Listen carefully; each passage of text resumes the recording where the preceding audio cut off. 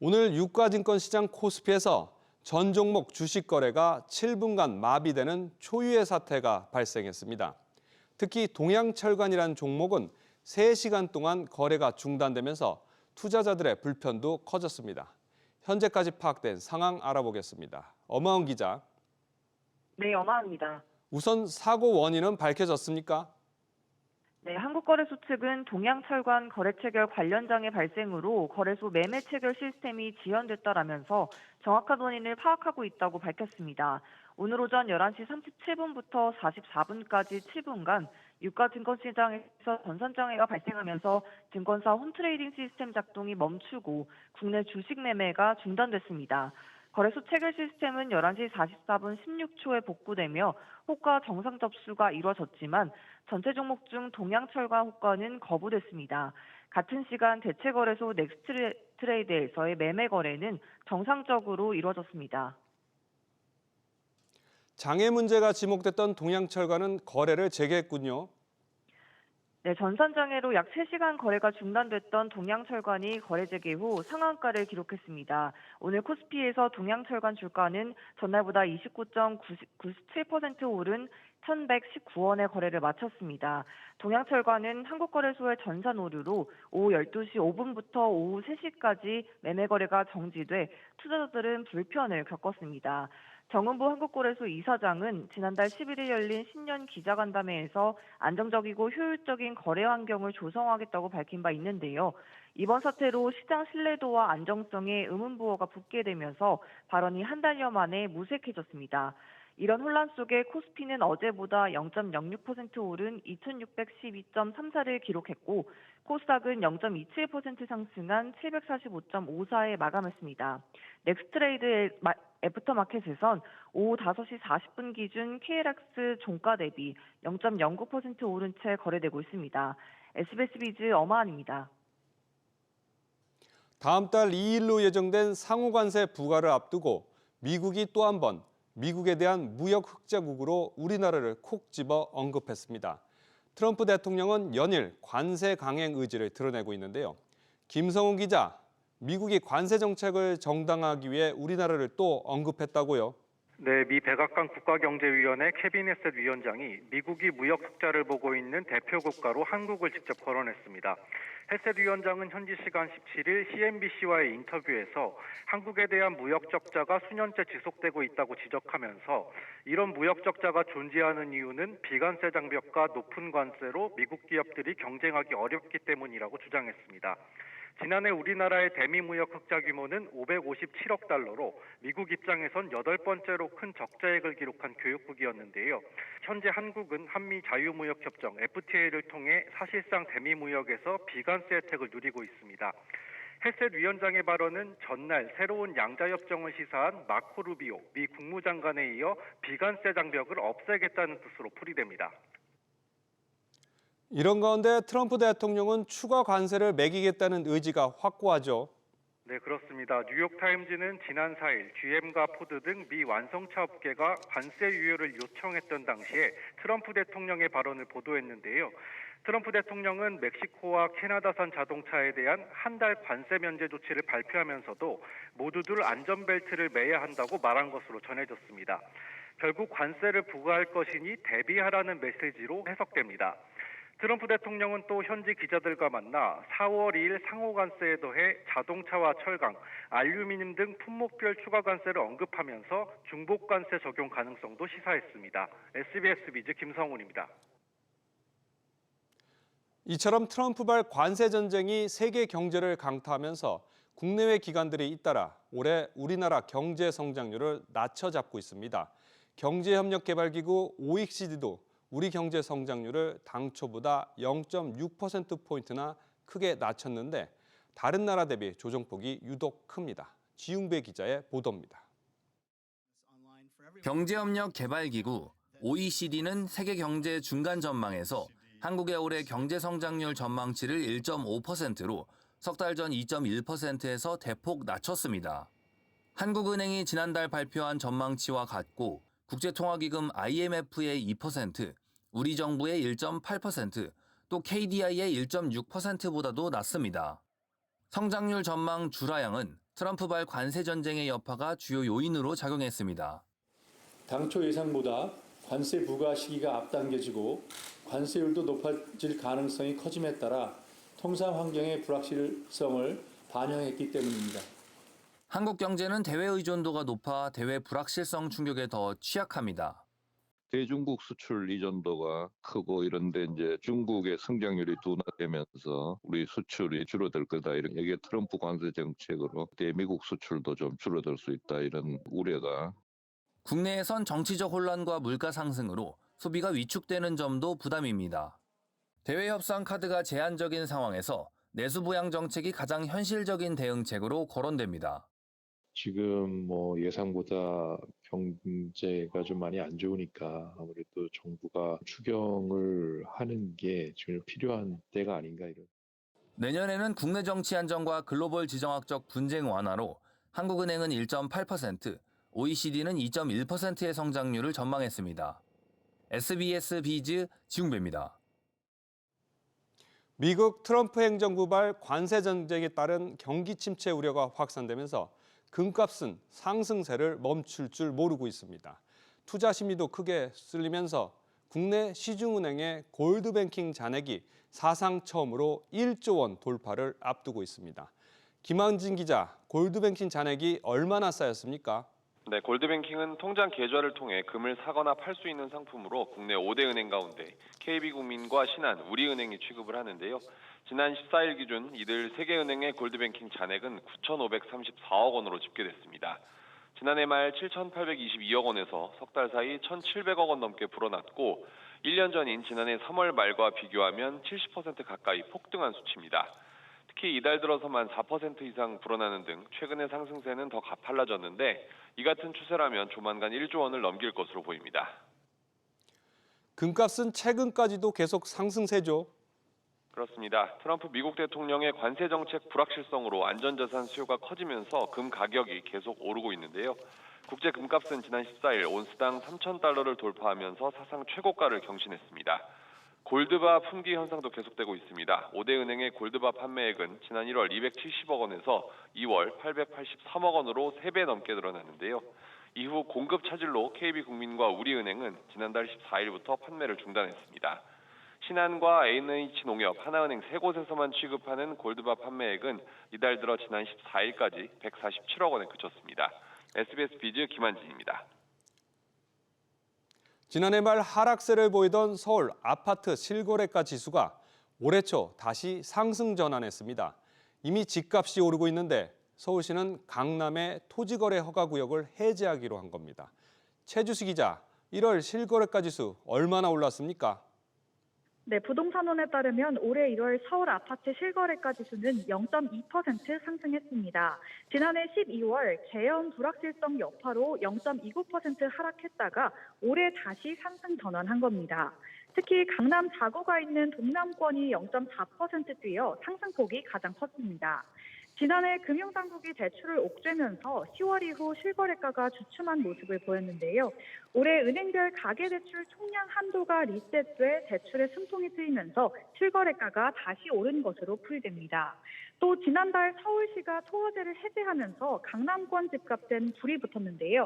대표 수혜지역으로 꼽히는 송파구 잠실헬스 전용 면적 84제곱미터는 지난달에만 4차례 신고가를 경신했습니다.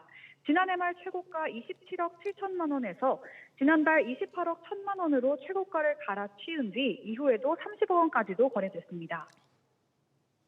이렇다면 결국 서울시의 규제 해제 시점이 잘못됐다는 지적이 나올 수밖에 없겠군요. 네, 그렇습니다. 서울시가 규제를 성급하게 푼 것이 아니냐는 지적들이 나오고 있습니다. 토어제는 집값 급등 우려 지역에 정해 시장 안정을 유도하는 역할을 하는 만큼 매매 시장이 꼼수라는 상황에서 규제를 푼 건 적절하지 않았다는 지적입니다. 서울시는 지난 2020년에 잠실, 삼성, 대치, 청담 지역을 토어제 지역으로 지정해 계속 유지해 왔는데요. 심지어 오세훈 시장은 서울 한 해 동안 실거래가 지수가 22.09% 급락했던 2022년에도 토어제를 해제하지 않았습니다. 오 시장은 2023년 취임 1주년 간담회에서 어떤 경우는 강남 집값이 오르는 것은 최대한 억제하겠다고 밝혔고 지난해 신년 간담회에서도 서울 집값은 하향 안정화돼야 한다고 강조한 바 있습니다. 하지만 서울시의 규제 철폐라는 명목으로 갑작스럽게 규제를 풀었는데요. 오 시장이 조기 대선을 노린 무리수를 두면서 안 그래도 집값 양극화가 가속화하는 상황 속 강남권 집값 급등을 야기했다는 비판을 피하기 어려워 보입니다. SBS 비즈 최지수입니다. 이런 가운데 생활 물가도 계속해서 오르고 있습니다.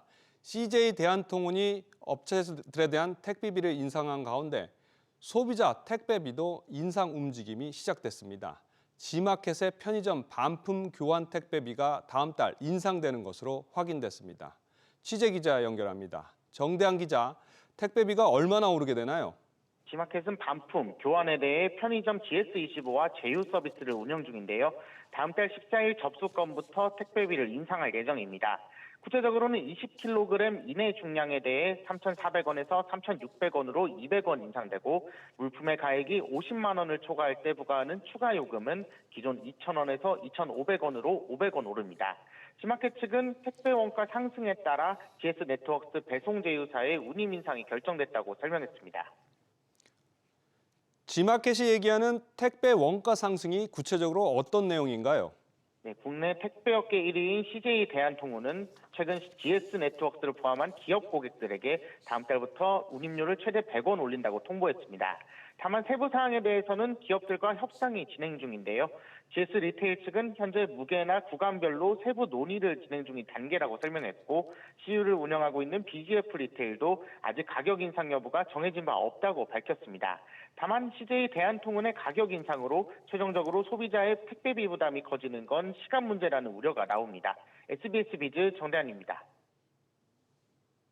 이렇게 우리를 둘러싼 대내외 경제 환경이 악화되고 있는 가운데 그나마 잘 진행되는 듯했던 국회 연금개혁 논의도 다시 자초 위기에 놓였습니다.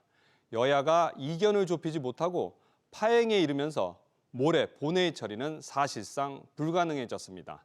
야당은 개혁안 단독 처리까지 거론하고 나섰는데요. 정보윤 기자. 네, 정보윤입니다. 연금개혁은 핵심 쟁점에서 일부 합의했다는 소식도 있었는데 또 상황이 원점으로 돌아갔다고요?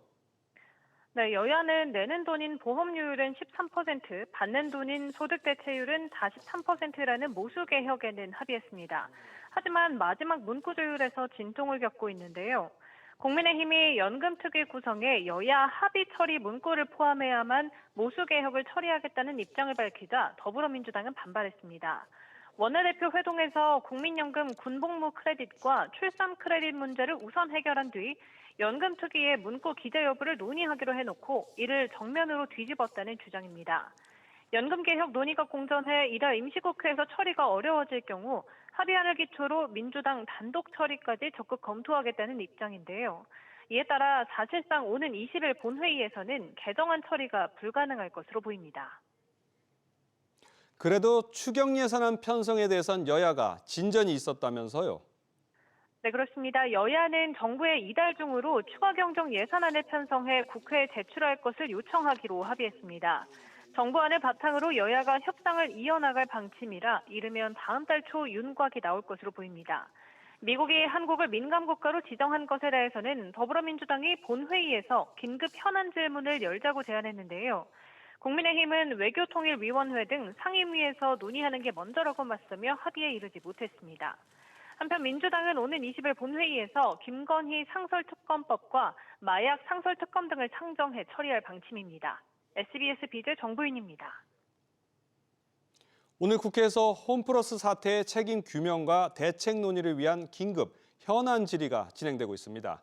홈플러스 대주주인 MBK 파트너스의 김병주 회장이 오늘 불출석한 것을 두고 모처럼 여야가 한 목소리로 강하게 질타했습니다.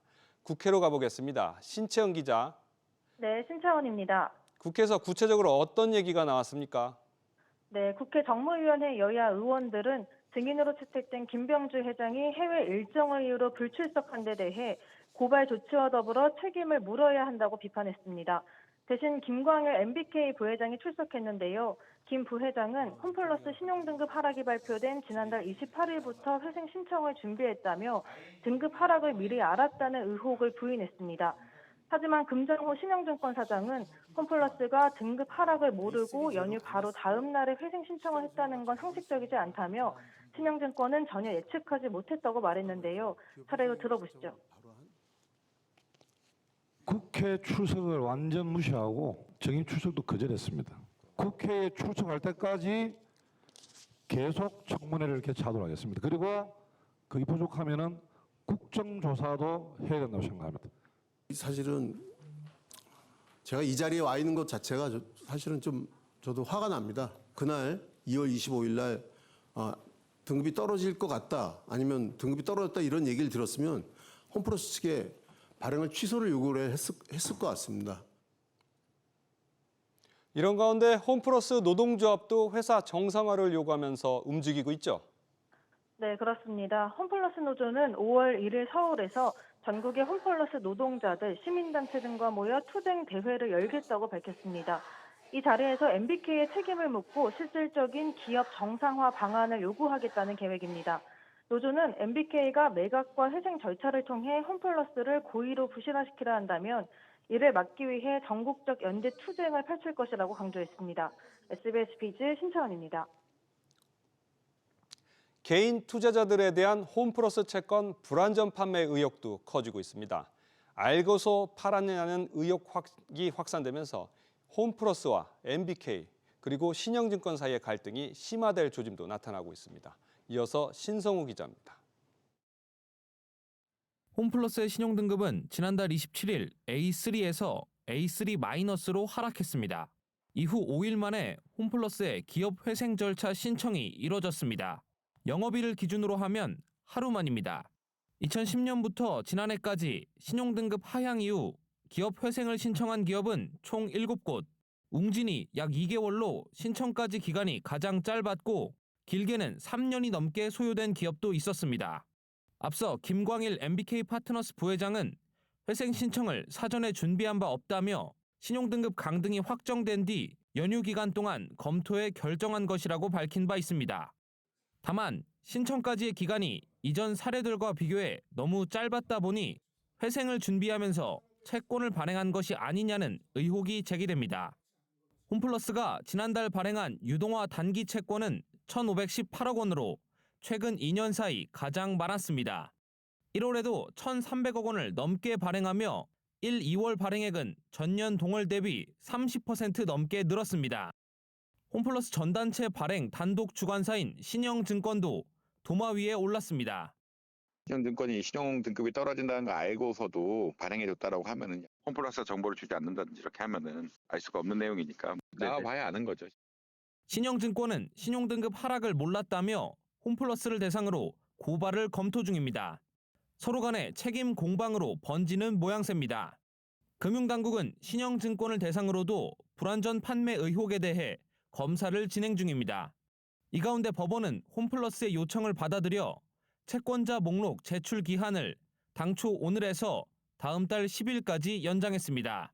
SBS 비즈 신성우입니다. 미국 정부가 에너지부 산하 연구소 보안 관련 문제로 인해 우리나라를 민감 국가로 지정했습니다. 이에 따라 미국 정부와의 기술 협력 등에 어려움이 생기는 것 아니냐는 우려의 목소리가 커지고 있는데요. 박연신 기자가 보도합니다. 올 1월 미국 에너지부가 우리나라를 기타 지정국가, 민간국가 목록의 최하위 단계로 추가한 것으로 확인됐습니다. 외교부는 외교 정책상 문제가 아닌 에너지부 산하 연구소 보안 관련 문제에 따른 것이라고 밝혔습니다. 알고 보니 아이다호 국립연구소의 도급업체 직원이 수출 통제 대상에 해당하는 정보를 가지고 우리나라로 향하는 항공기에 탑승하려다 적발된 겁니다. 해당 정보는 연구소가 소유한 원자로 설계 소프트웨어로 특허 정보인 것으로 알려졌습니다. 문제는 해당 직원이 정보의 수출 통제 사실을 미리 알고 있었는데 이에 불구하고 직원은 외국 정부와 소통했다는 것이었습니다. 이와 함께 민감 국가 지정 배경과 관련한 또 다른 이유가 거론되고 있습니다. 한국전력과 한국수력원자력이 미국 원전기업 웨스팅하우스와 원전기술 분쟁을 겪은 데 따른 결정이라는 겁니다. 미국으로부터 민간 국가로 지정되면 기술과 에너지 협력을 제한받게 되며 최악의 경우 수출 제한을 받게 됩니다.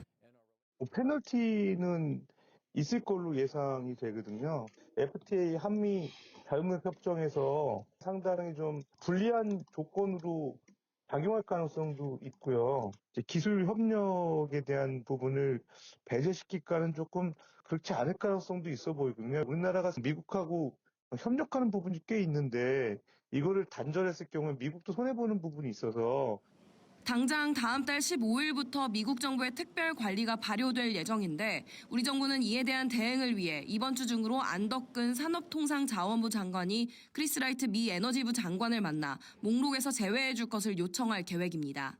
SBS 비즈 박연신입니다. 자금 세탁으로 의심되는 가상자산 거래가 최근 2년 사이 2배 가까이 급증한 것으로 나타났습니다. 그런데 정부가 국내 규제 장벽은 높이면서도 해외 사업자들에 대해선 뒷짐을 지고 있어 개선이 필요하다는 지적이 나옵니다. 이민우 기자입니다. 지난해 가상자산 사업자의 의심거래 정보 보고 건수는 19,600여 건입니다. 재작년보다 20% 넘게 오른 수준으로 지난 2022년과 비교하면 2배 가까이 상승했습니다. 의심거래 정보는 가상자산 거래소 등이 금융위원회 산하 금융정보분석원 FIU에 자금 세탁이 의심된다고 보고하는 내용입니다. 업계에선 통상 해외 가상자산 거래소와 연계된 거래로 보고 있습니다. 가상자산 규제가 도입되면서 국내 업체들의 제한 조치는 강화되고 있습니다. 가상자산 사업자들은 신고되지 않은 해외 가상자산 사업자에게 입출금을 금지하고 카드사들도 불법으로 의심되는 거래를 막고 있습니다. 민간 조치만으로 의심 거래를 막기에는 역부족인 가운데 정부가 사실상 손을 놓고 있다는 지적이 나옵니다. FIU는 지난 2022년과 2023년 두 차례 미신고된 해외 가상자산 사업자에 대한 접근을 차단하기 위해 방송통신심의위원회에 심의를 요청했지만 받아들여지지 않았습니다. 불법 영업 기준이 모호하고 해외 계좌를 보유한 내국인과 외국인에 미칠 영향이 있다는 판단에 따라서입니다. 경찰청도 FIU로부터 해외 사업자와 외국인을 대상으로 수사를 의뢰했지만 진척이 없는 상황입니다. 당국에서는 이런 거래소가 국내에서 열리지 않게끔 조치를 한다든가 그리고 실질적으로 그런 거래소를 이용해서 피해 사례가 확인이 된다 그러면 강력한 조치가 좀 필요해 보이거든요. 해외 사업자를 방치하고 있다는 비판이 커지자 국무조정실은 관계기관 간 원활한 협의를 위한 역할을 검토하겠다고 밝혔습니다. SBS 비즈 이민우입니다. 경기 침체에 따른 소비 감소로 자동차 판매도 크게 줄어드는 추세입니다. 완성차 업체들은 전반적인 가격 인상을 자제하는 대신 인기 차종에 한해선 선별적으로 가격을 올리거나 가격을 올리는 대신 기본 제공 옵션을 줄이는 전략을 취하고 있습니다. 유정현 기자입니다. EV3는 지난 2월까지 누적 판매량 약 2,700대로 올해 기아의 전기차 중 판매량이 가장 많습니다. 그런데 이번 달부터 가격이 오릅니다. EV3 어스와 GT라인 트림 가격이 각각 50만 원, 45만 원 올라 앞으로 많게는 4,900만 원에 가까운 돈을 내야 살 수 있습니다. 특히 GT라인의 경우 모든 트림에 적용되는 운전대 진동 경고 기능이 추가되는 것 말고는 바뀌는 게 없는데도 가격이 오릅니다. 가장 기본 모델인 에어트림은 가격이 오르지 않았지만 스마트폰 무선 충전이나 통풍 시트 등 기본 옵션에서 빠지는 게 많아 사실상 가격 인상과 마찬가지입니다. 수입차도 가격 인상에 나서고 있습니다. BMW도 지난 1일부터 일부 차량 가격을 기존보다 높은 가격에 판매 중입니다. 벤츠는 다음 달부터 일부 차종의 가격을 1에서 2% 인상합니다. E클래스 차량이 1.7%, S클래스가 2% 안팎으로 오를 예정입니다. 연식이 바뀐 것도 아닌데 고환율과 원자재값 부담으로 인상을 결정한 겁니다. 특별한 변화도 없이 가격을 올린다는 것은 소비자의 저항감이 생긴다는 측면에서 자주 쓰는 방법은 아니라고 볼 수가 있습니다. 낮은 가격으로 보급하는 중국산 전기차가 어느 정도 호응을 받을 수밖에 없어요. 중국의 철강 감산 정책 등 원자재 가격 상승 가능성이 여전한 상황에서 완성차 업체들의 선별적 가격 인상이 확산될 가능성도 배제할 수 없습니다. SBS 비즈 유정현입니다. OK금융그룹이 수개월간 가격 협상 난항을 겪은 상상인 저축은행 대신 페퍼저축은행 인수를 추진 중인 것으로 확인됐습니다. 취재 기자 연결합니다. 오수영 기자. 네, 오수영입니다. 갑자기 페퍼저축은행 인수를 추진한다고요? 어떻게 된 일입니까? 네, 저축은행 업계에 따르면 OK금융그룹은 지난 13일부터 페퍼저축은행에 대한 실사를 진행 중입니다. 앞서 호주 페퍼그룹에서 국내 페퍼저축은행으로 매각 명령이 떨어진 것으로 전해집니다. 지난 2013년 호주 페퍼그룹이 국내에 늘푸른 저축은행을 인수하면서 출범한 페퍼저축은행은 올해 들어서만 2차례 모두 300억 원의 유상 증자를 진행한 바 있습니다. 페퍼저축은행이 적자 전환한 2023년부터 올 초까지 꾸준히 자본 확충이 이뤄져 호주 모그룹의 책임 경영 의지가 큰 것으로 전해졌는데요. 하지만 인수 의향 기업의 실사 소식이 전해지면서 업계가 술렁이고 있습니다. OK금융그룹으로의 매각을 염두한 실사 진행 여부 질의에 페퍼저축은행 측은 금시초문이라면서 부인했습니다. 그럼 OK가 앞서 추진해온 상상인 저축은행 인수는 어떻게 되는 건가요? 네, 두 저축은행을 모두 인수할 건지 둘 중 한 곳만 골라서 인수할 건지의 질의에 OK금융그룹은 이 부분은 확인 불가라고 밝혔습니다. 앞서 OK금융그룹은 지난해 말 상상인 저축은행 인수 의사를 밝히고 실사를 마무리한 뒤 지금까지 가격 협상을 진행해왔지만 매각가를 둘러싼 이견을 좁히지는 못했습니다. 상상인 저축은행의 인수 의지가 강한 다른 원매자가 나타나지 않은 가운데 OK금융이 인수를 포기할 거라는 관측이 지속적으로 제기돼 왔습니다. 이런 가운데 금융위원회는 내일 정례회의에서 저축은행 4곳에 대한 적기 시정조치 안건을 논의할 예정입니다. 이번 안건에는 페퍼저축은행과 상상인 저축은행도 포함된 것으로 알려졌으며 상상인 저축은행에 대해 경영 개선 권고 그리고 페퍼저축은행에 대해서는 유예 결정이 내릴 가능성이 높은 것으로 전해졌습니다. SBS 비즈 오수영입니다.